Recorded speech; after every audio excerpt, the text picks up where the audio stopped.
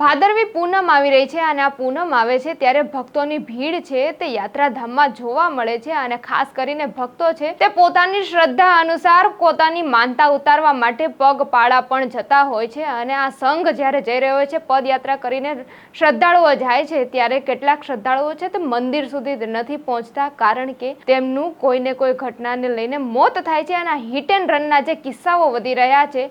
વૈષ્ણવજન તો તેને કહીએ જે પીડ પરાઈ જાનાને રે। નમસ્કાર, નવજીવન ન્યૂઝ સાથે હું છું અમીષા। જે રીતે અત્યારે જે ગણેશ ચતુર્થી છે આવનારા સમયમાં ભાદરવી પૂનમ પણ આવી રહી છે અને ભાદરવી પૂનમ આવતા જ લોકો છે તે પોતાની માનતા પૂરી કરવા માટે કોઈને કોઈ માતાજીએ જતા હોય છે અને તે ખાસ કરીને પદયાત્રા કરીને જતા હોય છે, પોતાની માનતા ઉતારવા જતા હોય છે। અને આપણે જોઈએ તેમ જે અંબાજી મંદિર છે, ખાસ કરીને અંબાજી મંદિરે આ પૂનમના દિવસે ભારે ભીડ જોવા મળતી હોય છે અને તે પહેલા જ જ્યારે સંઘ જઈ રહ્યો હોય છે અને હિટ એન્ડ રનની ઘટનાઓ બને છે અને આ શ્રદ્ધાળુઓ મંદિર સુધી પણ નથી પહોંચતા। આવી જે ઘટના બની છે અરવલ્લીના માલપુર ગામમાં જેતપુર પાસે આજે જ્યારે સંઘ જઈ રહ્યું હતું, પદયાત્રા કરીને લોકો જઈ રહ્યા હતા, તે સમયે એક અજાણ્યું વાહન આવે છે અને આ વાહન છે તે સંઘના લોકોને ટક્કર મારે છે અને આ વાહન જ્યારે ટક્કર મારે છે ત્યારે બે લોકોના તો ઘટના સ્થળે જ મોત થાય છે અને એકને સારવાર અર્થે હોસ્પિટલમાં મોકલવામાં આવે છે। ત્યારે શું કહી રહ્યા છે પ્રત્યક્ષદર્શી, પહેલા તેમને પણ સાંભળી લો। મારું નામ ભાભોર સની છે।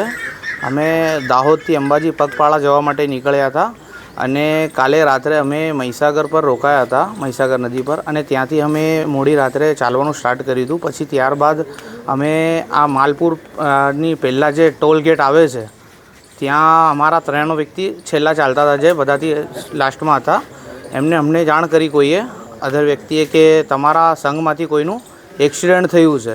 તો અમે સ્થળ પર પહોંચ્યા, ત્યાં અમને ખબર પડી કે અમારા 3 વ્યક્તિનું એક્સિડન્ટ થયું છે। એમાંથી 2 વ્યક્તિ ત્યાં ને ત્યાં ઓન ધ સ્પોટ મરણ પામ્યા છે અને એક વ્યક્તિ હોસ્પિટલમાં એડમિટ છે, જેને વધારે વાગ્યું છે, સારવાર અર્થે છે।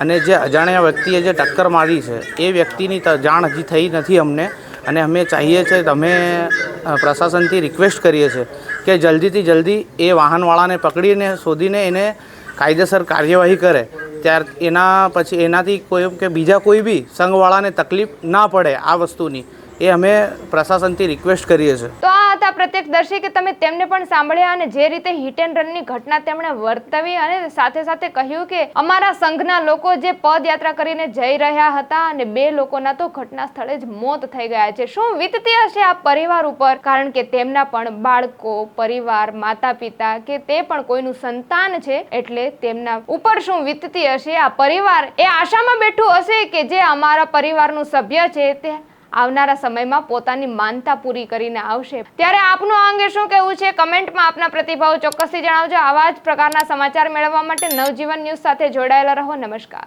વૈષ્ણવજન તો તેને